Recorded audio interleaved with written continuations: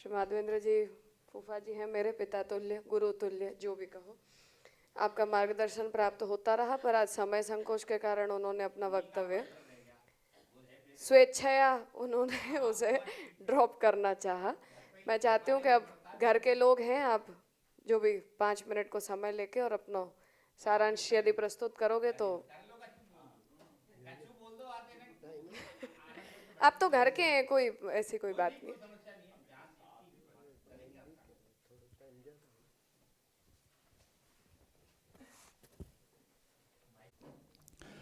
वंदेहम श्रीगुरोर्श्रीयुतपदकमलं श्रीगुरुवैष्णवांश्च श्रीरूपं साग्रजातं सहगण रघुनाथान्वितां तं सजीवं साद्वैतं सावधूतं परिजनसहितं श्रीकृष्णचैतन्यदेवं श्रीराधाकृष्णपादान् सहगण ललिता विशाखावितांश्च वाञ्छाकल्पतरुभ्यश्च कृपा सिंधुभ्य एव च पतिता नाम पावनेभ्यो वैष्णवेभ्यो नमो नमः।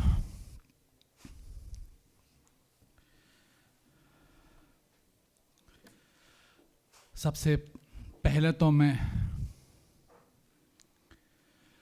मेरी जो लाली है, अपनी छोरी है मैत्री को धन्यवाद ज्ञापन करूं कि वह ने मेरे अंदर इतनी योग्यता या ऐसी निष्ठा देखी कि यह आयोजन में वाको मोकुबिया में सहभागी बनायो।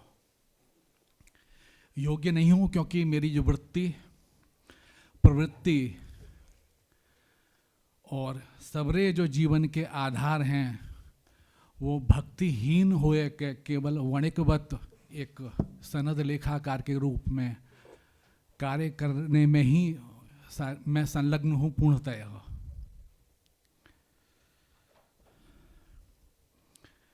महाप्रभु और पूर्वाचार्य की कृपा और बड़ेन के आशीष और जितने भी यहाँ पर आज करवे को सोचो, लेकिन कार्यक्रम की जो रूपरेखा इतनी टाइट ही, हिंदी में मैं शब्द नहीं ढूंढ पा रहा हूँ कि टाइट के लिए मैं कौन सा शब्द निकालूं, कसी भई यहाँ कि वहाँ में मोकू लगो कि सर्वप्रथम मोकू ही या में बाहर आना चाहिए, जासू जो और शेष वक्ता हैं उनको समुचित समय मिले, वो अपनी बात प्रभावी ढंग से कह पाएँ, ऐसो मैंने अनुरोध किया। लेकिन जब कार्यक्रम समापन पे है तास समय मैत्री और सभी जो आचार्य विराज रहे हैं यहाँ पर, उनकी आज्ञा मोकू भाई कि मैं अकेलो ही ऐसा कौन सा जीव हूँ जो या लाभ से वंचित रहूँ, तो अपनी बात जैसे भी हो सके कछु कह ही दूँ। हाँ।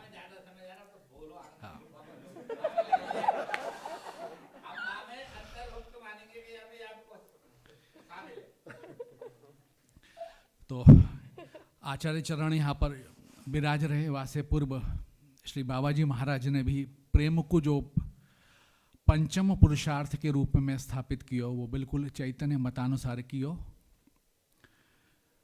पूर्व में मैंने सभी विद्वान जो यहाँ पर पधारे उनको प्रवचन आलेख इत्यादि सब सुने,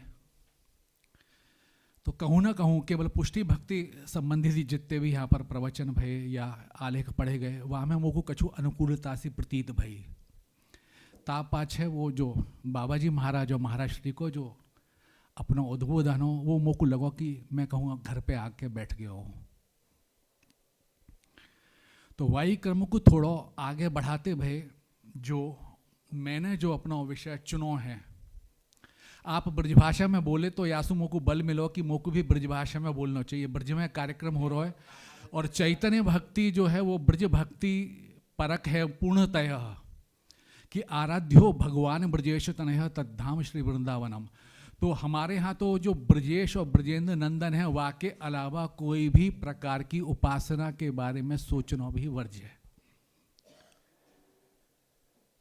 तो वाही क्रम को थोड़ा सा आगे बढ़ाते भये जो मोको विषय मिलो वो या जो मैंने चुनो वो हो रागानुगीय भक्ति, और वहाँ में भी मैंने वाकू स्पेसिफाई किया वाकु संकुचित कियो कि चैतन्य संप्रदाय अंतर्गत जो हमारी अपनी परंपरा है, यानी श्री रघुनाथ भट्ट गोस्वामी की जो परंपरा में वाको निरूपण ये रागानुगा भक्ति को कैसे किया गया है, वा के बारे में मैं अपने विचार प्रकट करूं। तो एज यूजुअल जो एक चैतन्य मार्गी को करना चाहिए, वही क्रम से मैं अपने आप को आरंभ करते हुए वही श्लोक को उद्धृत करूंगा जो कि श्री रूप गोस्वामी ने अपने ग्रंथ भक्ति रसामृत सिंधु में लिखो है कि अन्याभिलाषिता शून्यम ज्ञान कर्माद्यनार्पणम आनुकूल्येन कृष्ण अनुशीलनम भक्ति उत्तमा। तो सामान्य रूप से यदि यह श्लोक को अर्थ निकालें तो बहुत सुंदर सो निकले, सीधो सो निकले, लेकिन यहाँ में जो पद और धातुन को जो प्रयोग किया गया है वह को विश्लेषण करें तो यहाँ को अर्थ बहुत गूढ़ है। ये विषय थोड़ा सा मैं विषय से भटक रहा हूं, लेकिन यह विषय को चुनवे के प्रति मेरा कौन सो ऐसा मोह हो जो मैंने ये विषय लियो, वाह के बारे में मैं कुछ स्पष्टीकरण देना चाहूँ। प्रायकर हम चैतन्य मार्गीन के मध्य में एक ऐसी भ्रांति उत्पन्न हो गई है या करी जा रही है कि चैतन्य संप्रदाय की जो षडगोस्वामीन में जो श्री रघुनाथ भट्ट गोस्वामी की परंपरा है, ये पूर्णतः चैतन्य मार्गी नहीं है। अब चैतन्य मार्गी परंपरा केवल झांझ मजीरासु हरे नाम हरे नाम हरे नाम एव केवलम कलौ नास्तेव नास्तेव नास्तेव गतिरन्यथा कु मानते भय केवल मैं चेतो दर्पण मार्जनम भव महादावाग्निर निवारणम, यानी चित्त को मार्जन करता रहूं और वह में जो चित्त को मार्जन भयो या नहीं भयो वह के पाछे, यानी एक तो साधना का क्रम है और साधना के बाद जो फल है, तो साधन करते करते मैं चित्त के मार्जन करते करते ही श्री वृंदावन को वास प्राप्त कर लूं। जो फलरूपी मोक जो श्री कृष्ण सेवा को जो लाभ प्राप्त हो वो ले ही नहीं पाऊं। यदि ये भक्ति चैतन्य मार्गी भक्ति है तो मोको या श्लोक सु ही अपने उद्बोधन को प्रारंभ करना पड़े कि जो सेवा संबंधी जो शून्यता हमारी संप्रदाय में व्याप्त हो गई है, यानी केवल भजन मार्गीय और नाम संकीर्तन मार्गीय जो दो एक ऐसी व्यवस्था है वह तक अपनी संप्रदाय को जो सीमित करवे को एक जो क्रम मान लिया गया है, ये क्रम हमारी परंपरा में यानी चैतन्य मार्ग में नहीं है।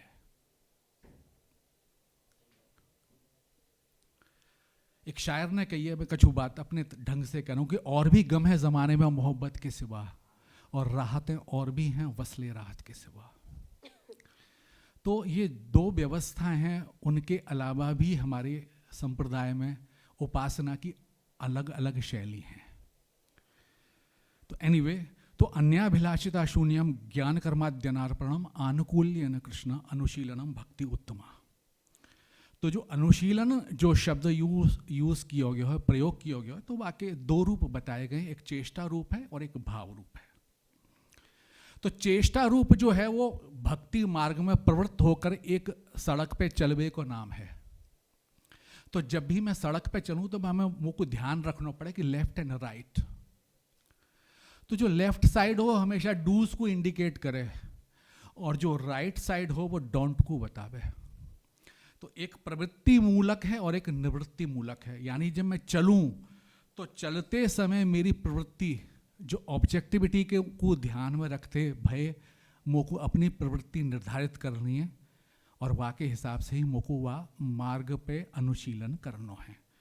तो जो चेष्टा रूप के जो दो प्रकार जो आचार्य ने समझाए हैं, जो ये मैं अपनी तरफ से कोई भी बात या मैं ऐड नहीं कर रहा हूँ, जो श्री विश्वनाथ चक्रवर्ती पाद ने श्री भक्ति रसामृत सिंधु के ऊपर जो अपनी टीका श्री भक्ति रसामृत सिंधु बिंदु के रूप में जो कही है, वह के आधार पे जैसो मैंने समझो है वो मैं अपनी भाषा में समझावे को प्रयत्न कर रहा हूँ। तो चेष्टा रूप में जो प्रवृत्ति मूलक है तो वह में कायक वाचक और मानसी ये तीनों रूप वह में सम्मिलित हैं। पुनः यहाँ पे बात आ जाए कि कायिक अलग है या वाचिक अलग है या मानसिक अलग है, तो इनके बीच में ये अथवा शब्द लगा भी हो या और लगा भी हो है। प्राय कर हमारे यहाँ ऐसा समझो जाए या समझाया जाए कि कायिक क्रिया अलग हैं, वाचिक क्रिया अलग हैं और मानसिक क्रिया अलग हैं। तीनों रूम अलग अलग बने और तीनों में रूम में जाके मुझे अपनी उपासना को करना है। तो यदि यदि प्रिंसिपल या स्कूल ऑफ थॉट को मैं यदि फॉलो करूं, तो जो कायिक सेवा कर रहे हो तो वो मजूर से ऊपर तो कहूँ हो ही ना है। बाकी जो स्थिति यदि यथारूप में देखें तो लगभग वहीं पे आ जाए। तो जो आचार्य चरण की आज्ञा है वो तो वहाँ में तीनों शब्दन के बीच में और शब्द लगाया गया हो, यानी तीनों वो कुछ सम्मिलित रूप से यानी साथ में लेके करनी है, कायिक, वाचिक और मानसिक। ये कोई अलग स्कूल नहीं है, अलग अलग कमरा नहीं है, अलग अलग प्रक्रिया नहीं है। तीनों रूप का जो सम्मिलित रूप है वही मेरा चेष्टा रूप है। और चेष्टा रूप का कौन सा प्रकार है? वो प्रवृत्ति मूलक है। और जब मैंने बताया कि रोड पे जब हम चलें तो वहाँ में लेफ्ट और राइट भी है, तो लेफ्ट की तो व्यवस्था मैंने कायिक, वाचिक, मानसिक बता दी नहीं। और जो राइट में वो जो वचनों है तो वहाँ में वो जो वचनों है तो निवृत्ति मूलक व्यवस्थाएं आचार्य ने बताई हैं, जिनमें नाम, सेवा, धाम से जनित जो अपराध हैं उनसु रहित मेरी चेष्टा होनी चाहिए। तो रागानुगा भक्ति के ऊपर जब हम जंप अप करेंगे तो वहाँ पर रागानुगा भक्ति के बारे में जब बात करेंगे तो वहाँ में अपराधन की भी बात संग में करी जाएगी। तो अनुशीलन के दो रूप बताए, चेष्टा रूप और भाव रूप। तो चेष्टा रूप में पुनः प्रवृत्ति मूलक और निवृत्ति मूलक, और भाव रूप में जो सेटल्ड जो हमारे प्रिंसिपल हैं, जो सभी वैष्णव संप्रदाय में मतलब लेस और मोर लगभग यही रति, प्रेम, स्नेह, मान, प्रणय, राग, अनुराग, महाभाव इत्यादि जो माने जाएं वही सब हमारे संप्रदाय में भी वो माने गए हैं। तो अन्याभिलाषिता शून्यम ज्ञान कर्माद्यनार्पणम आनुकूल्यन कृष्ण अनुशीलनम भक्ति उत्तमा। तो मोको चलना है, तो जब चलूंगा तो मेरे अंदर कोई भी प्रकार की कोई भी अभिलाषा नहीं होनी चाहिए, यानी अभिलाषा रहित। और रहित भी नहीं हो गया, वो कुछ शून्य तक अपने स्तर को लेके आना है। और ज्ञान कर्माद्यनार्पणम, यानी ज्ञान और कर्म सो वाको अनावृत भी करना है, यानी वाको ढांकना नहीं है, वाको उघाड़ना है। तो पुनः आए कि मेरी कोई ऐसी व्यवस्था है जहाँ में शास्त्र और शासन जैसी कोई व्यवस्था नहीं है, क्योंकि ज्ञान कर्मों से मैं अनावृत करवे को बात कर रहा हूँ। तो पुनः यहाँ पर आचार्य लोग आज्ञा करें कि मुझको ज्ञान केवल उतना ही रखना है अपने अंदर जब भी मैं भक्ति में प्रवृत्त हूँ, कि मुझको जो भक्ति में प्रवेश करते समय जितना जोर लगाना पड़े तब तक मुझको जितने ज्ञान और कर्म की आवश्यकता है तब तक मैं अपने ज्ञान और कर्म को ध्यान रखूं, बाकी बाद भक्ति के समुद्र में गोता लगाऊं। तो याकू यदि आचार्य वचनन के अनुसार मैं यदि वाकू सूक्ष्म रूप में बताऊं तो तत्पदार्थ को ज्ञान, त्वम पदार्थ को ज्ञान और जीव और ब्रह्म के ऐक्य होवे के ज्ञान को मुको ध्यान में रखते भय अपनी उपासना के क्रम को आरंभ करना है। तो ज्ञान कर्माद्यनार्पण को जो मतलब जो आचार्य ने बताया हो वो लगभग यही प्रकार से स्थापित हो। और आनुकूल्य न कृष्ण, यानी जो ठाकुर जी को, यानी हमारे जो आराध्य हैं भगवान श्री कृष्ण, श्री ब्रजेश, उनको अनुकूल लगे ऐसी भक्ति मुझको करनी है।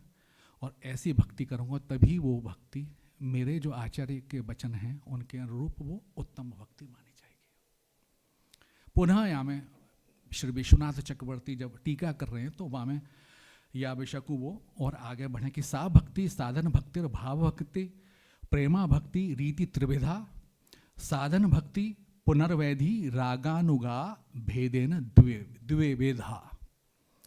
यानी वो या जो उत्तम भक्ति के प्रकार को वो पुनः एनलार्ज कर रहे हैं कि इस उत्तम भक्ति को जो प्रकार है वो 3 प्रकार में पुनः वो विभाजित हुए। वो प्रकार क्या है? साधन भक्ति, भाव भक्ति और प्रेमा भक्ति। और साधन भक्ति पुनर्वैधि और रागन उगाया गीयते, ऐसो आचार्य वचन है। तो जो साधन भक्ति है बाकी दो फर्दर क्लासिफिकेशन हो जाएंगे, वैधि और रागनुगा। पुनः यहाँ पे ऐसे प्रश्न हुए कि जब मैंने जो उत्तम भक्ति के प्रकार बताए तो बा मैं पहले 3 भागन में बाकू बांट दियो, फिर बा 2 भागन में बांट दियो, तो क्या अलग अलग 3 रूम हो गए, फिर 3 रूम में जाके फिर 2 बाके सब डिवीजन हो गए। तो जो अपनी समझ है या जो हमारे परंपरा की समझ है या परंपरा की प्रैक्टिस है, वहाँ में जो हमें बताया गया है और जो समझाया गया है, वहाँ में ये सारे जो 5 प्रकार हैं वाकू सम्मिलित रूप में मोकू माननो है। कोई साधन भक्ति केवल साधन ही साधन नहीं है, केवल भाव से भी भक्ति नहीं हो जाएगी, केवल प्रेम से भी भक्ति नहीं होगी, और रागानुगा जो कि मेरे भक्ति का विषय है, और वैधि भक्ति, इन सबों का जो कॉम्बिनेशन है वो जो भक्ति को पैटर्न है वो मेरी उत्तमा भक्ति को प्रकार है।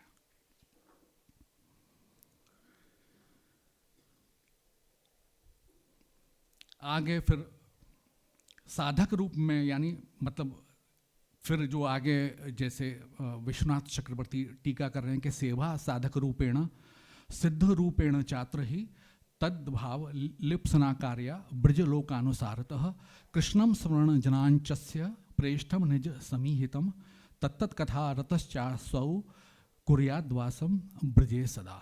यानी जो वैष्णव और साधक अपने साध्य श्री ब्रजेंद्र नंदन की सेवा प्राप्ति के लोभ से श्रीमद् भागवतोक्त श्रवण कीर्तनादि भक्ति के जो अंगन को अनुष्ठान कर रहे हैं, उनके द्वारा जो अनुष्ठित भक्ति की जो रीति और परिपाटी है, वो जो परिपाटी को नाम हमारी भाषा में रागानुगा भक्ति कहो जाए। आगे फिर उनने वाकई उपासना के बहुत सारे प्रकार बताए हैं, तो मैं बहुत ज़्यादा डिटेल में ना जाते हुए सीधे विषय पे, अपनी विषय पे आऊँगा। क्योंकि रागानुगा जो भक्ति है वो एक, क्योंकि अभी कल माधव मत के बारे में बहुत सारी चर्चाएं चल रही, तो मैंने एक प्रश्न किया कि यदि अतिशय ज्ञान मार्गीय उपासना को क्रम में यदि मैं अडप्ट कर लूँ तो मेरी जो उपासना शैली है वो पूर्णतः शुष्क हो जाए, वह में रस को जो अभाव उत्पन्न हो जाए, और रस विहीन जो साधना का क्रम है वह पैटर्न में मैं एक एकेडमिकली तो बहुत सारी चीज कह पाऊं लेकिन वो महसूस नहीं कर पाऊं। तो यही पैटर्न को जब अपन आगे बढ़ाएं तो रागानुगा भक्ति को हम कैसे समझें, तो वहाँ में रागात्मिक उपासना के भेद भी बताए गए हैं। कामरूपा और संबंध रूपा 2 प्रकार की भक्ति है। कामरूपा जो भक्ति है वो प्रेम से संबंधित है और वहाँ प्रेमी प्राधान्य, और संबंध रूपा जो भक्ति है वो अपने जो उपास्य के संग जो संबंध है वाकु आधार बना के जो भक्ति को जो पैटर्न है, जो क्रिया है, जो अनुशीलन है, वो संबंध रूपा भक्ति कही जाए। श्री रघुनाथ भट्ट जी की परंपरा में रागानुगा भक्ति को जो पैटर्न क्या है वो मेरा मूल विषय है जहाँ पे मैं अब आ रहा हूँ। तो वो विषय पे आवे से पहले अभी आपने अपनी चर्चा में श्री गदाधर भट्टी जी को एक उल्लेख किया, तो आपने तो आए इशारे मात्र में वाकु केवल संबोधित करके आप आगे बढ़ गए, लेकिन यदि वो पूरी कहानी बताई जाए, वो पूरा प्रसंग बताया जाए, तो जा समय सखी हो श्याम रंग रंगी देख बिकाए गई वह मूरत सूरत माह पगी।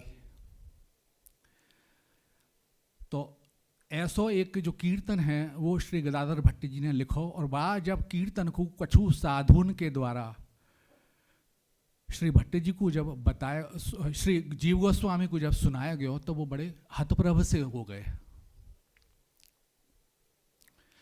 तो हतप्रभ से हो गए तो उन्होंने पूछो कि ये या जो कीर्तन है, ये जो पद है, या को कौन ने लिखो है। तब उन साधुन ने उनको निवेदन किया कि ऐसे तेलंगाना प्रदेश में एक ब्राह्मण वास करें, उनके द्वारा ये रचित रचना है जो हम आपको सुना रहे हैं। तब उनने उनसे निवेदन किया क्या आप उनसे पुनः मिलोगे। तब उनने कहा हम वहीं पे वापस जा रहे हैं। तब उनने उनको एक पद, एक श्लोक लिख के दियो जो कि श्री दास गोस्वामी के द्वारा लिखित है। अनाराध्य राधा पदाम्बुज रेणु मनाश्रित्य वृंदा टवीम तत्पदांकम असंभाष्य तदभाव गंभीर चित्तान कुतः श्याम सिंधो रसस्यावगाह। यानी हम बात अभी जैसे बात चले तो ज़्यादा हम चैतन्य मार्गिनी के साथ सबसे बड़ी प्रॉब्लम क्या है कि भजन कैसे करें, भजन कहाँ है, भजन को स्वरूप क्या होना चाहिए, या पे हमारे प्रवचन बहुत लंबे चौड़े हों। लेकिन जब भजन करवे की बात हो तो वहाँ में सबसे पीछे हट जाए। तो प्रश्न वहाँ में ये उठा है कि भजन बताए हुए की चीज़ है या करवे की चीज़ है। ये बहुत एक आधारभूत सो प्रश्न है। तो या को उत्तर बड़ा स्पष्ट सो है, और वो उत्तर जो प्रश्न और उत्तर मैंने नहीं करे हैं, ये हमारे आचार्य के मध्य में बहे हैं। जीव गोस्वामी ने जो ये श्लोक श्री गदाधर भट्टी जी को प्रेषित किया हुआ, हमें यही प्रश्न किया है कि जो इतनी लंबी चौड़ी तुम जो बातें वो डींग हाँक रहे हो, श्याम रस में गोता लगाए बेकी, क्या आपने वास्तव में वहाँ में गोता लगा के वह समुद्र में श्याम रस को पान किया है कि नहीं किया है। तो दूसरे शब्द में वहाँ का जो निचोड़ या आशय ये निकले कि जो मैं कह रहा हूँ तो वहाँ में जो कहवे से जो प्रभाव उत्पन्न हो, बाकी बजाय बाय तुम करके देखो, और अपने करनी के द्वारा वाकू यदि हम दूसरे को बताएं, दिखाएं या दूसरे समझें, तो मेरे हिसाब से वो भक्ति को वो एक श्रेष्ठतम उपाय है। यहाँ में मैंने श्रेष्ठ शब्द प्रयोग ना करके श्रेष्ठतम शब्द प्रयोग किया है।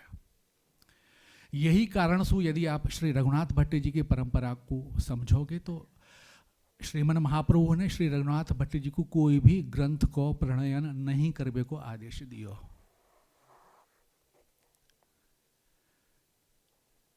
तो वाकई पीछे भाव क्या है? क्या रघुनाथ भट्ट जी अयोग्य है? यदि इतने अयोग्य है तो वो श्री षड गोस्वामी के मध्य में विराजमान कैसे रहे? और उनके द्वारा जब 22 प्रकार के कोकिल कंठ के द्वारा उनके द्वारा श्रीमद् भागवत पाठ करने को विवरण प्राप्त है, तो और जब वो पाठ करते तो जो अन्य 5 गोस्वामी हैं वो उनको श्रवण करते हैं। ऐसो श्री कविराज अपने श्री रघुनाथ भट्टाष्टकम में निवेदन कर रहे हैं, बता रहे हैं। तो वो कैपेबल है, लेकिन बावजूद या स्थिति के उनने कोई भी ग्रंथ को प्रणयन नहीं किया। यानी केवल श्रीमद् भागवत को अपनी उपासना को आधार बनाए के अपने उपासना की जो विधि है वाकु बताई, वाकु मतलब करके बताइए, वाकु केवल प्रवचन के द्वारा या किसी ग्रंथ को लिख के वह विधि को निरूपण नहीं किया है। तो श्याम रस में जो गोता लगाए हुए की जो श्री रघुनाथ भट्टी जी की परंपरा है, तो वाकु जब आगे हम बढ़ाना चाहें तो या के 2 प्रकार आ जाएं कि कहवे वाली बात और करवे वाली बात। तो जो रागानुगा भक्ति के बारे में जैसे मैंने इंट्रोडक्शन दिया कि उत्तमा भक्ति के 3 प्रकार हैं, साधन, भाव और प्रेम। साधन पुनः विभाजित है वैधि और रागानुगा में। तो मैं केवल रागानुगा वाले कमरा में बैठ के ही सारी भक्ति को समझ लूँ तो क्या वो भक्ति को पर्याय मानो जाएगा? तो आंसर है नहीं। रागानुगा भक्ति के साथ वैदिक भक्ति भी पढ़ी जाएगी। जो वैदिक वर्जनाएं हैं, शास्त्र को जो शासन है, वाकु अपनी सीमा में स्वीकारते भय। जो भक्ति वर्धक जो अंग हैं शास्त्र के द्वारा जो उपदिष्ट, उनको मानते भय, उनके शासन में रहते भय, मोकु अपना साधन, भाव और प्रेम विकसित करना है। और यही को जो एक कंबाइंड जो फॉर्म है, जो एक सम्मिलित जो प्रक्रिया है, वही रागानुगा भक्ति है। तो ये बात जो अभी तक है वो एक, यदि मैं आपको सीधे शब्दन में बोलूं तो प्योर थ्योरेटिकल है। प्रैक्टिकली मैं रागानुगा भक्ति को एंजॉय कैसे कर पाऊं, ये एक सबसे बड़ा प्रश्न है। तो हमारे आचार्य ने तो रागानुगा भक्ति को अपना क्रम स्थापित ही किया है। लेकिन अभी आप जो बात कर रहे हैं भगवत रसिक जी की, यदि वृंदावन की उपासना में हम यदि लिप्त हों, वह उपासना में उद्यत हों, तो बगैर भगवत रसिक जी की वाणी को आश्रय लिए हम आगे नहीं बढ़ पाए। ये आपको मत हो और ये हमारो चैतन्य संप्रदाय होवे के नाते हमारो मत भी यही है। तो रागानुगा भक्ति को जो एक प्रैक्टिकल एस्पेक्ट है वहाँ में यदि हम एंटर करें तो भगवत रसिक जी क्या बता रहे हैं, तो वो भजन पद्धति में वो क्या निवेदन करें कि भागवत सेवन करो, मथुरा रसिकन के संग, इन पांचों मन जाने, करी कीर्तन में रंग। यानी भगवत और भागवत इनको सेवन करो, मथुरा रसिकन के संग, यानी मोकू मथुरा मंडल में यानी ब्रज मंडल में वास करना है और रसिकन के संग रहना है। और इन पांचन को यानी पांचवा अंग यहाँ पे छोड़ दिया है, 4 अंग को वर्णन किया। कीर्तन का जो अंग है वाकु या मैं सम्मिलित करते भय, जब मैं अपनी भजन प्रक्रिया में उद्यत होंगे तो वो मेरी भक्ति पूर्ण मानी जाएगी। हमारी परंपरा के ही जो श्रेष्ठतम आचार्य हैं श्री कृष्णदास कविराज, वो श्री चैतन्य चरितामृत में यही प्रकार को अपने वाणी में अलग प्रकार से कह रहे हैं। और वो कह रहे हैं कि साधु संग नाम कीर्तन भागवत धाम, साधु संग नाम कीर्तन भागवत श्रवण, मथुरावास श्रीमूर्तिर श्रद्धाय सेवन, सकल साधन श्रेष्ठ यह पंच अंग, कृष्ण प्रेम जन्माय एई पांचेर अल्प संग। पुनः ये 5 अंग यहाँ पर उपदिष्ट हैं। और आगे तो हमारे आचार्य चरण भक्ति रसामृत सिंधु में सीधे रूप में कह रहे हैं कि श्रद्धा विशेषणतः प्रीते श्रीमूर्ते अंध्रि सेवनम, श्रीमद् भागवतार्थानाम आस्वादौ रसिकै सह, सजातीयेतिशये सिद्धे साधौ संगस्वतोवरे, नाम संकीर्तनम श्रीमन मथुरा मंडले स्थिते। तो इन तीनों जो आचार्य वचन हैं उनको यदि हम निचोड़ निकालें, उनको यदि पॉइंट की फॉर्म में अपन कन्वर्ट करें तो 5 मुख्य बिंदु जो कि प्रैक्टिकली रागानुगा भक्ति को हम अनुशीलन कैसे करें, वाक्य के बारे में हमें एक मार्ग बतावे को एक कम है। क्योंकि थ्योरेटिकली भक्ति के बारे में कोई उपदेश दे देना या व्यवस्था बता देना वो एक बहुत सरल सी प्रक्रिया है, लेकिन जब वहाँ पे अपन उद्यत हों अनुशीलन करें तो वहाँ में अपन को स्पेसिफिक बताना पड़े कि मैं करूँ का। तो जो करवे वाली जो 5 अंग रागानुगा भक्ति के अंतर्गत हमारी परंपरा में बताए गए हैं और जो माने जा रहे हैं और हम बाको अभी भी पालन कर रहे हैं, तो वो 5 अंग कहाँ हैं। तो वहाँ में सबसे पहला जो अंग बताया गया वो है श्री विग्रह आराधना, यानी अष्टकालीन नित्य सेवा का क्रम है। दूसरा है श्रीमद् भागवत को सतत पाठ परायण और श्रवण। तीसरा जो अंग है वो साधु संघ है, जो कि हमारी दृष्टि में वैष्णव संघ के रूप में जानो चाहिए। चौथा जो क्रम बताया गया वो है भगवन नाम संकीर्तन और भगवल लीला गान। दोनों व्यवस्था हमारी परंपरा में समान रूप से विराजमान है। विशुद्ध चैतन्य मार्ग में एक या प्रकार की भांति रहे कि केवल नाम संकीर्तन है, बस वही चैतन्य भक्ति को बस एकमात्र उद्देश्य है और वही एक प्रक्रिया है। लेकिन हमारी परंपरा में नाम संकीर्तन के संग भगवान लीला गायन भी समानांतर रूप से स्थापित है और आज भी वो प्रैक्टिस के अंदर है। और फाइनली जो 5वां बिंदु है वो है श्री ब्रज वृंदावन वास। तो यहाँ पर वृंदावन को जो भौगोलिक स्थिति है वहाँ तक हम संकुचित नहीं करेंगे। तो कृष्णदास कविराज पुनः अपने चैतन्य चरितामृत में निवेदन करें कि राधा कुंड कृष्ण कुंड श्री गोवर्धन, माधुर माधुर वंशी बाजे शैलो वृंदावन।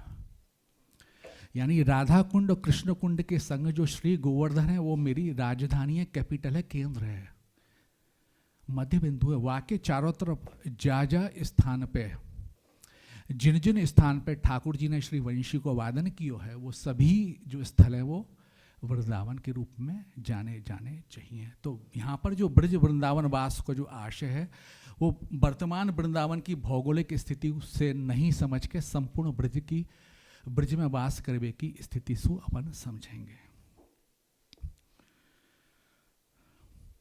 श्री विग्रह आराधना की जो परंपरा हमारी श्री रघुनाथ भट्ट जी की परंपरा में है, तो वहाँ में जो स्वरूप है वाके बारे में दर्शन के जो अंग हैं वो बहुत यहाँ पर विस्तार के साथ आचार्य चरण ने और श्री बाबा जी ने बताए दिए। तो मैं वापे जीव को स्वरूप क्या है कि जीव स्वरूप है नित्य कृष्णदास, और वो कृष्ण तटस्थ शक्ति भेदाभेद प्रकाश। तो ये सब चीज़ हैं वो एक दार्शनिक एंगल को इंडिकेट करें। मैं प्रैक्टिकल एस्पेक्ट में यदि हम जाएं तो हमारे यहाँ जो भगवद आराधन है यानी श्री विग्रह सेवा है वो सतत करने की एक प्रक्रिया है और वो हमें करनी चाहिए। श्री कृष्ण भक्ति मार्ग को जो चैतन्य मार्ग की प्रकार है वहाँ में क्या है कि चेतो दर्पण मार्जनम भव महादावाग्नि निवारणम श्रेय कैरव चंद्र का वितरणम विद्या वधु जीवनम, ऐसा श्री महाप्रभु की आज्ञा है कि जब तक चित्त को मेरा मार्जन नहीं हो तब तक मैं भगवत सेवा को अधिकारी नहीं बनूं। यह प्रकार की एक व्यवस्था सामान्य रूप में बताई गई है। लेकिन वहाँ को एक प्रैक्टिकल जो इम्पैक्ट आए और जो हम देखें वो क्या है कि जो साधक हैं या जो वैष्णव हो वो केवल चित्त के मार्जन में केवल भजन रूपी व्यवस्था तक ही अटक जाएं, तो वो श्याम समुद्र में कैसे गोता लगा पाएं। तो वह व्यवस्था सु ओवरवे के तई हमारे जो परंपरा में श्री विग्रह की जो सेवा की जो व्यवस्था है वो एक यासु कहने कि डोमिनेंस के साथ स्थापित है। और वो डोमिनेंस भी है वो श्री कृष्ण सुखई तात्पर्यमयी जो सेवा है जो आनुकूल्य न कृष्ण अनुशीलन भक्ति उत्तमा के रूप में हम वाकु स्थापित करेंगे।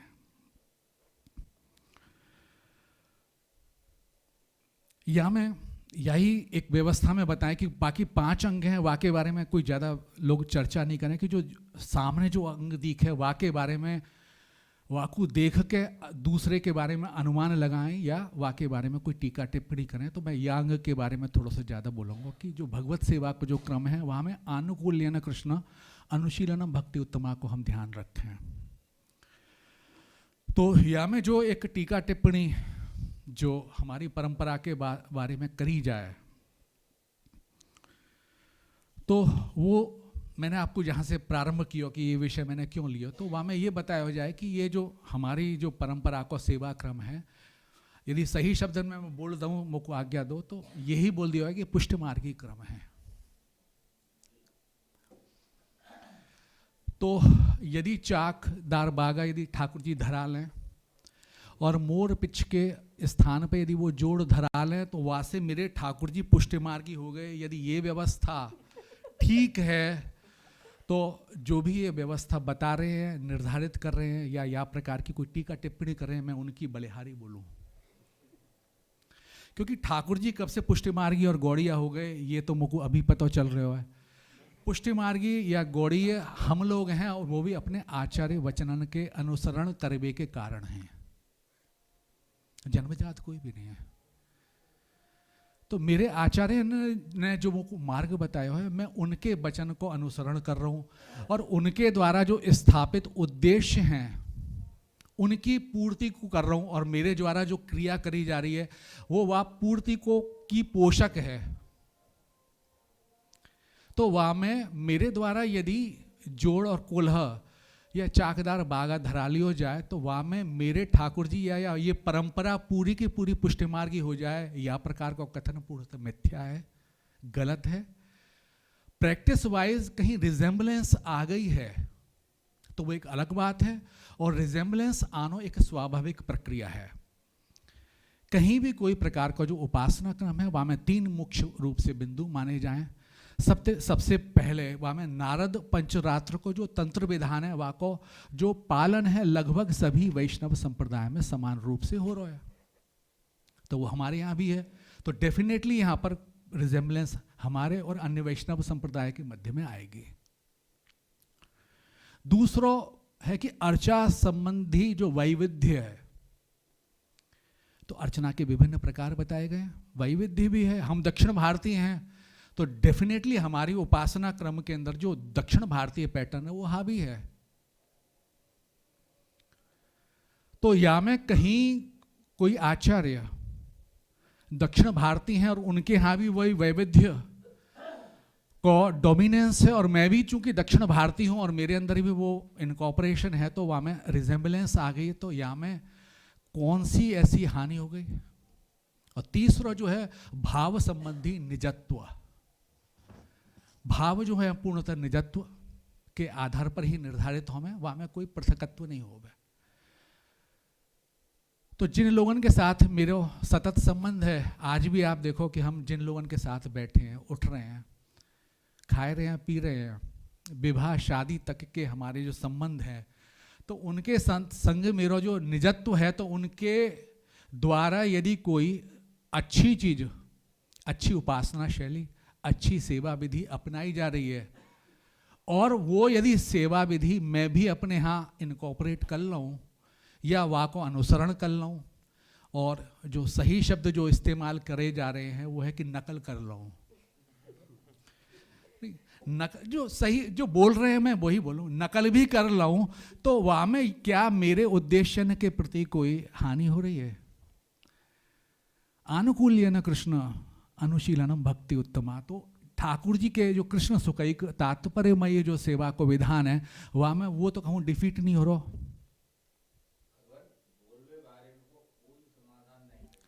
नहीं तो नहीं सब ना मैं तो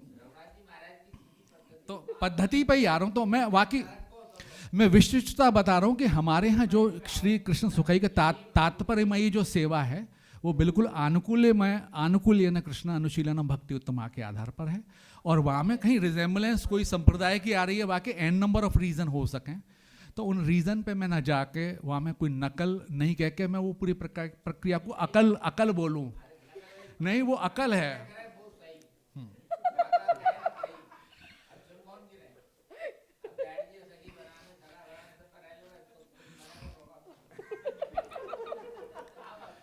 दूसरा हाँ, चैतन्य संप्रदाय में सप्त देवालय के जो सप्त देवालय को विधान है, और याकू षडगोस्वामी सुपृथक समझेंगे।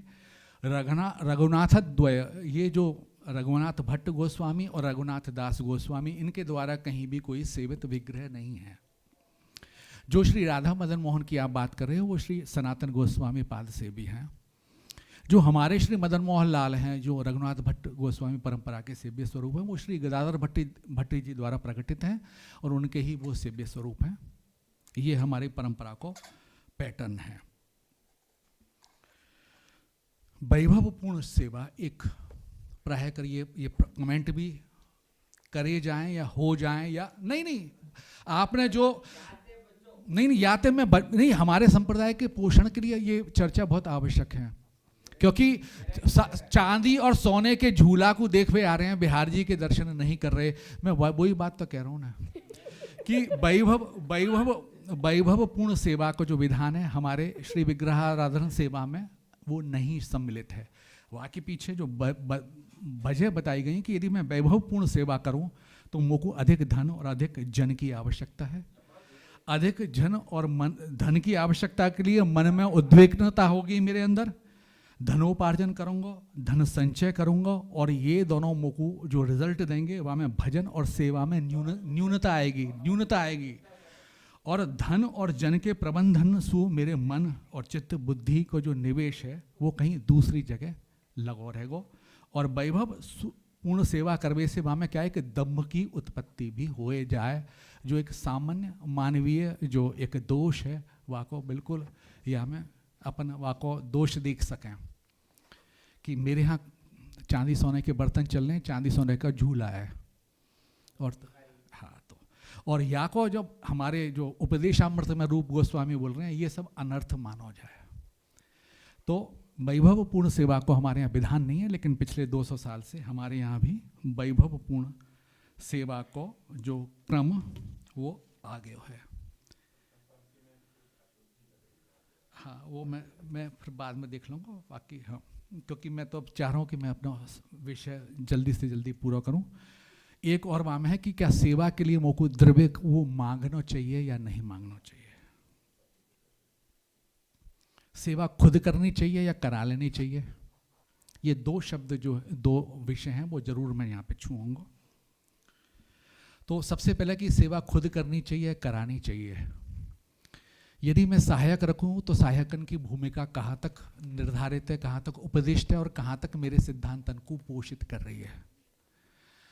तो बात बड़ी सीधी सी है, सहायक एक रखूं चाहे 10 रखूं, सहायक सहायक हैं। और जहाँ सहायक आया तो वहाँ पे जो सेवा में स्व जो शब्द है वो वाकई सातों बलात्कार हो ही जाए। तो हमारे प्रमाण है यहाँ में, तो श्री गदाधर भट्टी जी को चरित्र में जो श्री नाभादास जी ने जो वर्णित किया, भाई को मैं उद्धृत कर रहा हूँ कि प्रभु की टहल निज करनी करत आप, भक्ति को प्रताप जाने भागवत गाई है, देत होते चौका को शिष्य बहु भेंट लायो, दूर ही ते दास आयो सो जनाई है, धोबो हाथ बैठो आप सुने के रिसाए उठे, सेवा ही में चाय वा को खीज समझाई है, हिय में हित रास्य जग आसे को विनाश कियो, पियो प्रेम रस ताकि बात ले दिखाई है। यानी जब कोई मिलवे आया तो वास्तव में श्री भट्टी जी ठाकुर जी की रसोई में चौका लगाए रहे, तो जब उनके सेवक ने उनको ये बताया कि आप उनसे हाथ धोए के बैठ के मिल लो, तब उन्होंने वहाँ में खीज समझाई है। तो या जो एक स्पष्ट प्रमाण है या स्थापित होए कि जो सेवा में कोई न्यूनता नहीं है, सोहनी से लेके मंदिर वस्त्र से लेके निज श्रृंगार करवे और आरती तक की जो सेवा है जो सबसे सर्वोपरि मानी जावे लगी है, वो भी सब एक सी है, तो वहाँ में कोई अंतर नहीं है।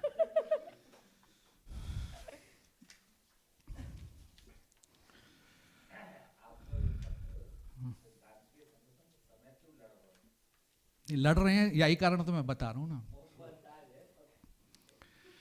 दूसरा है कि क्या सेवा ठाकुर जी की सेवा करवे के तई मोको कोई सु द्रव्य मांगना चाहिए या नहीं मांगना चाहिए। स्पष्ट आदेश है कि अल्लाह के नाम पे मोको 10 रुपया दे दे और ठाकुर जी के सेवा के नाम पे मोको कछु पैसा दे दे। ये दोनों व्यवस्थान में कोई आधारभूत और सैद्धांतिक भेद नहीं है। तो मोको कौन सी व्यवस्था चुननी है और कैसे चुननी है, ये मेरा निर्णय है। तो स्टेशन पे जो एक भिखारी फकीर या एक बाबा जी प्रभु के नाम पे अल्लाह के नाम पे जो पैसा मांगे और ठाकुर जी की सेवा के नाम पे जो पैसा मांगे, जो सिद्धांत रूप में वो दोनों व्यवस्थाएं एक सी हैं और हमारी जो परंपरा है वो हमें ये स्वीकार नहीं है। ये भगवत सेवा आराधन के बारे में जो हमारी परंपरा की व्यवस्था है वो मैंने आपको सूक्ष्म में बताई। दूसरा भागवत पाठ। काम की बात तो जो कि रस जा में आवे वो आलोचना में ज़्यादा आवे, और जब सिद्धांत को पोषण करे तो वो बात नीरस हो जाए। तो पहले बात थोड़ी सी नीरस कर लें। तो पाठ खुद करवे की वस्तु है, कराए की वस्तु नहीं है। ऐसे हमारे परंपरा के मूल्य हैं, ऐसे सिद्धांत हैं और वो स्थापित भी हैं। रघुनाथ भट्ट गोस्वामी ने भी को जब चरित्र को जब उद्घाटन श्री कृष्णदास कविराज ने किया है तो उन्होंने साफ बोली है कि श्रीमद् भागवताक्षरार्थ ममलम श्रुत्वा यदस्यानमोहु श्रीमद् रूप सनातनौ प्रतिदिनम संतोष मुच्चैर्गतौ। तो श्रीमद् भागवत के अक्षर अर्थ को जो अमल है वाकु सुन के जो श्रीमद् रूप सनातनौ प्रतिदिनम संतोष मुच्चैर्गतौ, यानी रूप सनातन आदिक जो सभी गोस्वामी हैं उनको अतिशय संतोष की प्राप्ति होती है। तो कहवे को मतलब है भागवत खुद पाठ करवे और सुनाए की वस्तु है, वो कोई व्यापारिक वस्तु की तरह बेचवे की वस्तु नहीं है। रोज करनी है, सतत करनी है, नियम पूर्वक करनी है, या के हमारे परंपरा में सतत प्रमाण उपलब्ध है। श्री गदाधर भट्टी जी को यदि चरित्र देखें तो वहाँ में श्री नाभादास जी जो अंत में जो 2 कपलेट हैं वहाँ में स्पष्ट रूप से वाको वर्णन कर रहे हैं कि भागवत सुधा वर्ष बदन काहू को नाहिन दुखद, गुण निकर गदाधर भट्ट अति सबही को लागे सुखद।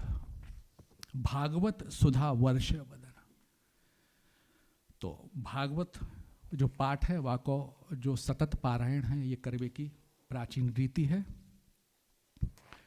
और वाके पाठ करवे के लिए कथा कहवे के तई कोई भी प्रकार की दक्षिणा नहीं लेनी चाहिए, ऐसी व्यवस्था हमारी परंपरा में पहले आचार्य ने करी हुई है।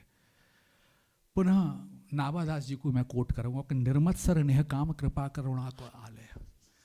तो निर्मत्सर निहकाम जो है वो निष्काम से बनो है। तो वहाँ में स्पष्ट रूप से कहिए कि वो निष्काम रूप से ही श्रीमद् भागवत को पाठ मुझको सतत करना है। श्री गोवर्धन भट्ट जी महाराज हमारे परंपरा में एक आचार्य भय हैं। श्री चैतन्य संप्रदाय में 64 महंतन को भी एक अलग समादर और एक स्थान है। उनमें भी आपकी गणना है। तो उनके बारे में बताया गया है कि जब जादना उनके एक पुत्र है, उनकी आयु लगभग 18 से 20 साल के आसपास ही, और उनको असमायिक निधन हो गया, ब्रजवास प्राप्त हो गई। तो जा समय जा दिना उनको निकुंज लीला प्रवेश भयो, तो वह दिना भी सवेरे श्री गोवर्धन भट्ट जी महाराज ने दीपक जला के अपने पाठ पारायण के क्रम को त्यागो नहीं है। तो नित्य प्रतिपाठ भागवत को निसधरी दीपक जे करही, ऐसो वृंदावन धामानुरागवली में वर्णित किया गया है। और वही परंपरा के आचार्यन के क्रम में श्री माधव लाल जी को भी प्राकट्य हुआ है। तो उनके बारे में एक लक्ष्मी चंद्र सेठ है जिनने कि श्री रंग मंदिर को निर्माण किया है, और शायद द्वारकाधीश मंदिर को निर्माण भी शायद उन्हीं के द्वारा भी हुआ है। तो उनके द्वारा एक दफ़े विनती करी गई कि 1.25 लाख मोहरन को मैं सिंहासन पर रख के आपको आमंत्रित करूं और केवल आप एक श्लोक को पाठ कर दो। तो वाक्य बारे में पुनः वृंदावन धामानुरागवली में जो बोल रहे हैं वो कि दियो लोभ बहुतेरो परि नहीं कथा मधुपुरी बाची। तो इतना लोभ देवे के बाद भी श्री माधव लाल जी ने मथुरा जाके कोई भी प्रकार के श्लोक पाठ और प्रवचन करवेशु भागवत के ऊपर मना कर दिया। तो जो भागवत पाठ को जो सतत जो क्रम है वो रागानुगीय उपासना में श्रीमद् भागवत और भगवत विग्रह दोनों साथ साथ पैरेलली हम करेंगे, ऐसा हमारा मत है। तीसरा जो है वो एक सामान्य सो प्रकार है जो कि सभी वैष्णव संप्रदाय में पाया जाए, वो है साधु संघ या वैष्णव संघ। उपदेशामृत में श्री रूप गोस्वामी ने वाक्य विस्तृत वर्णन किया है। तानुसार हमने यहाँ में एक तालिका बनाई भैया, यहाँ में संघ बताए गए हैं, संसर्ग और आसक्ति। संसर्ग के पुनः 2 प्रकार हैं, अभक्त और योषित, और आसक्ति के भी 2 प्रकार बताए गए हैं, संसार आसक्ति और द्रव्यासक्ति। और पुनः इनके प्रकार बताए हैं कि गृहस्थन के तई कौन से प्रकार को सत्संग है, और त्यागीन या कुछ इनको हम अपनी भाषा में विरक्त बोले उनको, उनके लिए क्या प्रकार के सत्संग या संग निर्धारित किए गए हैं। यह विषय पर कोई बहुत ज़्यादा मैं चर्चा नहीं करूँगा। तो पहला जो है वो श्री विग्रहाराधन, दूसरो श्रीमद् भागवत को सतत पाठ पारायण, तीसरो जो है वो वैष्णव साधु संघ जो कि रागानुगा भक्ति को बहुत अभिन्न अंग है। जो चौथा है वो है भगवान नाम कीर्तन और भगवत लीला गायन। पुनः यहाँ पर जो चैतन्य मार्ग की उपासना शैली है वह में भगवान नाम संकीर्तन को डोमिनेंस है, लेकिन श्री रघुनाथ भट्ट जी की परंपरा है या में ये दोनों समान रूप से समानांतर रूप में स्थापित हैं। यानी जितनो महत्व भगवत लीला गायन को है उतनो ही नाम संकीर्तन को है, लेकिन या की जो व्यवस्था है वो 2 प्रकार से अलग अलग है। हमारे यहाँ जो आचार्यन को जो स्वरूप है वो जीव कोटि ही माना गया है। या कारण कोई भी आचार्यन को जो उत्सव है वो जन्मोत्सव नहीं मनाए के हम लोग तिरोभाव उत्सव मनाएं, ऐसी हमारी परंपरा है। तो जब भी कोई आचार्यन को उत्सव मनाया जाए तो वहाँ में कोई भी प्रकार के बधाई इत्यादि को गायन हमारे यहाँ वर्ज्य है। तो हमारी परंपरा में जितने भी आचार्यन के उत्सव हैं और जो मासादि के क्रम है जैसे कार्तिक इत्यादि मास जो है उनमें सतत नाम संकीर्तन को एक विधान है जो कि हमारी परंपरा में किया जाए। लेकिन जितने भी ठाकुर जी के उत्सव, महोत्सव, जन्मोत्सव हैं उन सब में भगवत लीला गायन को क्रम है। पुनः यहाँ पर भगवत लीला गायन है तो मैं एक गायन को पैटर्न तो अडॉप्ट करूँगी। तो चूँकि हम वृंदावनी उपासक हैं तो यहाँ में जो इन्फ्लुएंस है वो अलग अलग जगह से है। अब वो अलग अलग जगह से हमारे यहाँ हैं या हमारे यहाँ से वहाँ पे गए हो, ये किशोध का विषय है। क्योंकि जिनके संग रह रहे हैं तो उनको असर मेरे ऊपर आए नहीं, ये मान नहीं सकें। तो यहाँ में ऐसा बोलो जाए कि विक्रम संवत 1663 के आसपास श्री राधा वल्लभ लाल हमारे निज हवेली में लगभग 15 माह विराजे। कामा से 123 वर्ष श्री राधा वल्लभ लाल कामा में विराजे। तापाछे जब वो वृंदावन पधारे तो वास्तव में तो जो संप्रेषण को माध्यम ज़्यादा अच्छो नहीं हो तो वो संप्रेषण ठीक नहीं हो पाया और जब वो पधार चुके वृंदावन की सीमा में प्रवेश हो गया, वह समय तक जो यथास्थिति पतो चली तो पतो चलो कि जो श्री जी को नयो मंदिर सिद्ध भयो है वो अपूर्ण है, वहाँ में जो सेवा संबंधी पूरी व्यवस्था अभी पूर्ण नहीं हो पाई है। पुनः वहाँ पे ये जो विवाद रासवंश और विलास वंश को है, ये नयो नहीं है, प्राचीन है। वास्तव में भी ये विवाद उत्पन्न भयो और वह पूरे विवाद में जो मेडिएशन किया वो हमारे पूर्वज श्री माधवलाल जी महाराज ने किया। तो विक्रम संवत 1663 में जो निज हवेली में जहाँ पहले श्री मदन मोहन लाल विराजते, वही स्थान पे श्री राधा वल्लभ लाल 15 महीना विराजे हैं। तो एक जो स्कूल ऑफ थॉट है वो कहें कि समाज गायन की जो परंपरा है, चूंकि राधा वल्लभ लाल हमारे यहाँ 15 महीना विराजे, 1863 सॉरी 1863 सॉरी नहीं 1863 में ही पधारे वहाँ से। तो समाज गायन की परंपरा, तो समाज कीर्तन संकीर्तन ये जो एक अपभ्रंश से ही है, और अपभ्रंश कह लो या एक दूसरे से रिजेंबलिंग से वर्ड है कि संकीर्तन है या कीर्तन है या समाज है या को अलग अलग पृथक कैसे करें। तो मेरे हिसाब से एक पैटर्न ऑफ सिंगिंग है जो भगवत लीला को है, तो वो वृंदावनी प्रकार में एक अलग प्रकार से वो पैटर्न ऑफ सिंगिंग है, और अन्य वैष्णव संप्रदाय में वो पैटर्न ऑफ सिंगिंग अलग अलग है। वृंदावन में भी यदि देखें तो वहाँ में भी बड़े डिफरेंट स्कूल हैं। एक तटिया स्थान को स्कूल अलग है, निमार्क संप्रदाय को स्कूल अलग है, राधा वल्लभी स्कूल अलग है और हमारा स्कूल अलग है। जो मेरी अपनी समझ है कि सब स्कूलन को एक दूसरे के ऊपर इन्फ्लुएंस है, और जहाँ जहाँ जो समाज की व्यवस्था है वो अपने आप में विशिष्ट हैं। तो कोई परंपरा अन्य परंपरा की नकल कर रही है ऐसा मत, हाँ, तो प्रभाव है। तो वहाँ में पुष्टि संप्रदाय के की जो गायन शैली है वो भी हमारे यहाँ प्रभावी है, प्रयोग में आवे। नहीं है देखो, नहीं यहाँ में यदि आप पैटर्न देखें वहाँ में भी डिफरेंस है, क्योंकि अलग अलग जैसे वाणी हैं, जैसे बना एक बहुत बिहारन दास जी को एक बड़ा एक लैंडमार्क जो एक रचना है। तो बना गावे की जो पैटर्न है वो तटिया स्थान में अलग है, राधा वल्लभी संप्रदाय में अलग है, और हमारे यहाँ बना गावे को पैटर्न बिल्कुल अलग है। जो फंडामेंटल वाकई जो बेसिक्स है वो लगभग सेम है, लेकिन वहाँ में अब कोई भी व्यक्ति यदि कोई ट्रेडिशन को फॉलो करेगा तो वहाँ में वहाँ को अपनों कहीं ना कहीं प्रभाव आवे। हाँ, प्रस्तुति का जो ढंग है। तो कंक्लूड में या पॉइंट को करूँ कि भगवान नाम संकीर्तन और भगवान लीला गायन ये दोनों समान रूप से हमारे यहाँ स्थापित है। और पुनः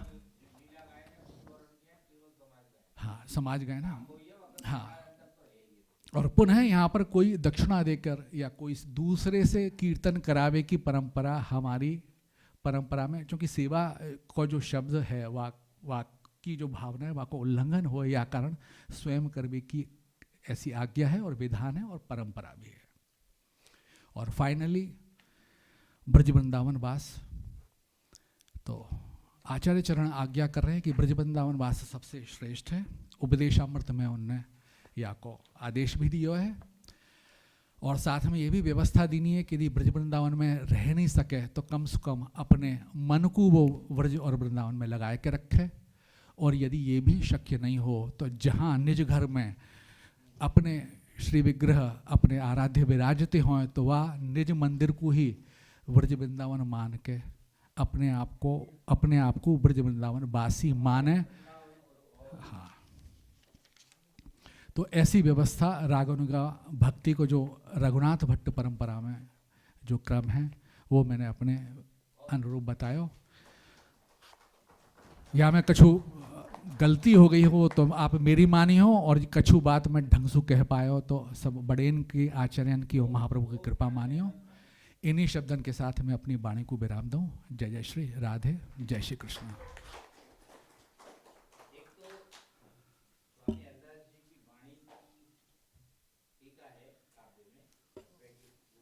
बैठ के आप बैठ के, अच्छा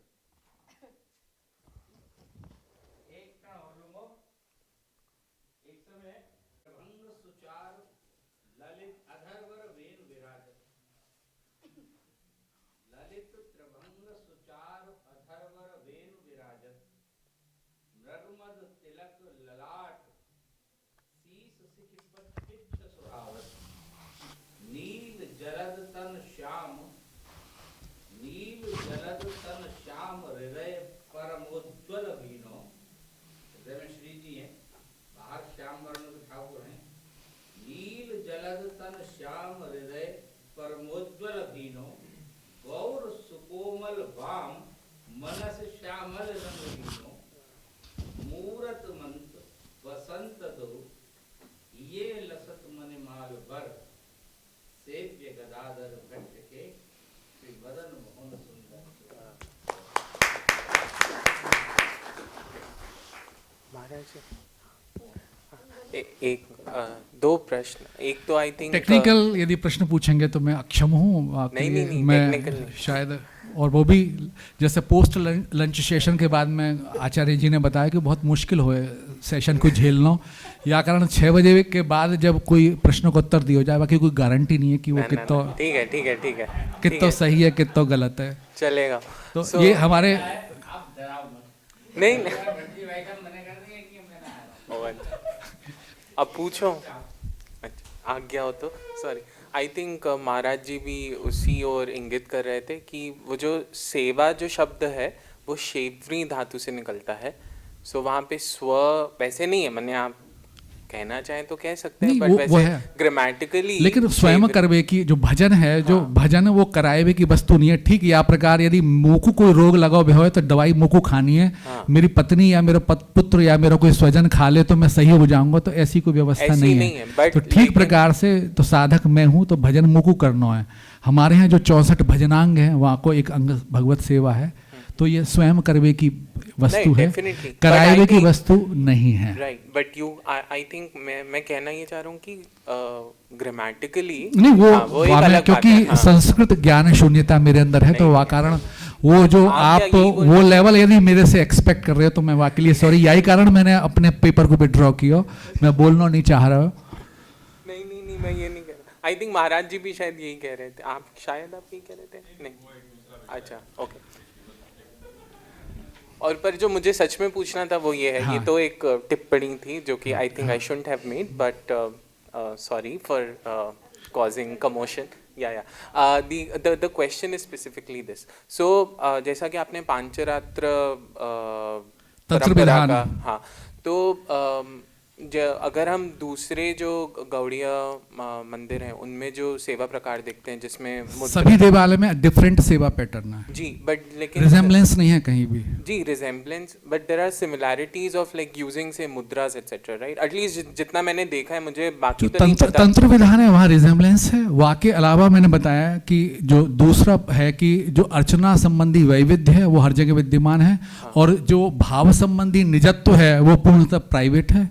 तो जिन आचार्यन को जैसो भाव उदित भयो और जैसी उनको अनुकूलता भई और जैसी अनुकूलता से उनको लगो कि मेरे जो आचार्यन के द्वारा स्थापित सिद्धांत है उनको पोषण हो रहा है, वो व्यवस्था उनने अपनाई। हाँ, तो मेरो प्रश्न जे हतो हाँ। जे सॉरी नहीं तो ब्रजभाषा में बोलो तो मुझको ज्यादा अनुकूलता रहेगी। Oh sorry, I mean my Brajbhasha is not that fluent. नहीं तो अंग्रेजी तो मैं थोड़ा सा अनकंफर्टेबल हूँ, अंग्रेजी और अच्छा, संस्कृत। हिंदी में ही बात करते हैं, सॉरी। नहीं, प्रश्न बस इतना था कि मैं ये समझने की कोशिश कर रहा था कि जैसे वहाँ पे नित्य में आई थिंक आप जो कह रहे हैं कि उत्सव आदि में आप लोगों के यहाँ भी पांचरात्र आदि विधानों का नित्य सेवा विनियोग में भी है। है, नित्य सेवा में भी नित्य है। सेवा में भी है। अच्छा, और ये क्या मैंने प्रणाली जो है इसकी वो उपलब्ध है?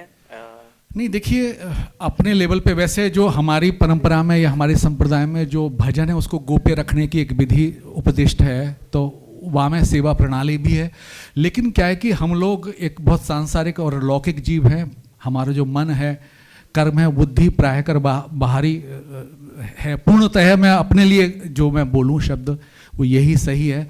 तो वहाँ में जब हम सेवा में जाएं तो वहाँ में कई प्रकार के डेविएशन आ जाएं, तो या कारण वह सेवा को स्क्रिप्टाइज करने को प्रयास किया गया है। पहले जो सेवा ही वो केवल अनुगत्य में हो, एक मेरे बड़ेन ने मेरे आचार्य ने का प्रकार से वो सेवा संपादित करी, वाको मुकु केवल अनुकरण करना है, अनुसरण करना है, अनुकरण नहीं करना है, अनुसरण करना है। लेकिन वहाँ में भूल हो जाए, क्योंकि मनुष्य हैं हम त्रुटि भी रह जाए, भूल भी जाए, कोई चीज़ रह जाए, तो या कारण वो जो पहले हमारे यहाँ को जो सेवा प्रकार हो वो स्क्रिप्टाइज नहीं हो, वो कहीं मेमोरेंडम के रूप में, कहीं डायरी में, कहीं कोई पन्नान में, कहीं वो श्रुति स्वरूप एक आचार्य के द्वारा दूसरे आचार्य को बताया जाता रहे हो। लेकिन वहाँ में अपूर्णता रहे, कहीं कहीं चीज़ें चूक भी जाएं। तो वाकू स्क्रिप्टाइज करवे को जो हमने दुस्साहस पहली दफ़े किया है वहाँ में भी बहुत सारी अभी चूक रह गई हैं। वो कंप्लीट है या परफेक्ट है ऐसा मैं कहूँ ये एक शब्द गलत होंगे। और जो पुनः मैं फाइनली जो सेवा है वाकू एक प्रोटोटाइप रूप में मैनुअल के आधार पे करवे की जो रीत है वो कितनी सही है या कितनी गलत है यहाँ पे मैं कोई कमेंट नहीं करूँगा। पुनः ये भाव संबंधी विषय है, तो भाव और भावना के साथ करी जाए तो ज़्यादा मेरे ख्याल से अनुकूल और उद्देश्यपरक है, बजाय एक प्रोटोटाइप रूप में वाकू फॉलो करूँ। प्रोटोटाइप रूप में फॉलो करने के पीछे केवल एक जो दर्शन मोक समझ में वो यह आया कि हम अपने आचार्य से ऊपर अपनी बुद्धि को नहीं माने, तो यहाँ में वो अनुसरण करने की एक रीत बताई गई है। तो ये माने कि जो हमारे पूर्वाचार्य ने जो विधि बताई गई है या ज्या प्रकार से सेवा करी है वो श्रेष्ठतम होएगी। तो यदि मैं वही विधि को अनुसरण करूं तो वो ठाकुर जी को अंगीकार करेंगे, ऐसी भावना मैं मन में रखूं।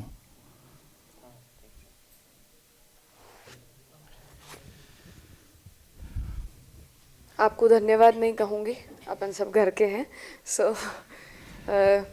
2 दिन की संगोष्ठी की संपूर्णता यहाँ होती है। यद्यपि जिस विचार से भक्ति के विविध पक्षों के अवलोकन करने के लिए संगोष्ठी का आयोजन हुआ था उसे आप सभी ने चर्चा के द्वारा परिपूर्ण किया।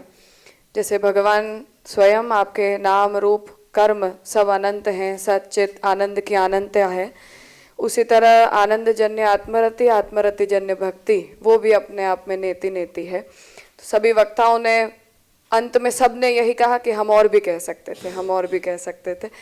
तो पुनः इस प्रकार के सम्मेलन के लिए आप सभी को हम आमंत्रित करेंगे और ब्रजभूमि में इस सुंदर भक्ति भावपूर्ण चर्चा से ब्रजवास जो है वो हमारा सुसंपन्न करने हेतु आप सभी को धन्यवाद। विदाउट एनी औपचारिकता आदित्य चतुर्वेदी जी, सुशांत भारती, आप सभी का मित्रतापूर्ण भगवदीय पूर्ण सहयोग इस तो संगोष्ठी आयोजन के लिए मंडल के सदस्य प्राप्त हम लोग, हुआ। हमें धन्यवाद ज्ञापन की आवश्यकता नहीं है, हम तो हाँ ना सभी सभी बड़ों का मार्गदर्शन हेतु धन्यवाद। कृष्ण मुरारी जी आप समय पे पधारे, सुंदर स्थान प्रदान करने हेतु आप सभी का बहुत बहुत धन्यवाद। शीघ्र पुनः अपन सब मिलें ऐसी शुभकामना के साथ भगवत स्मरण करते हुए इस संगोष्ठी का मंगलमय समापन करते हैं। प्रणाम।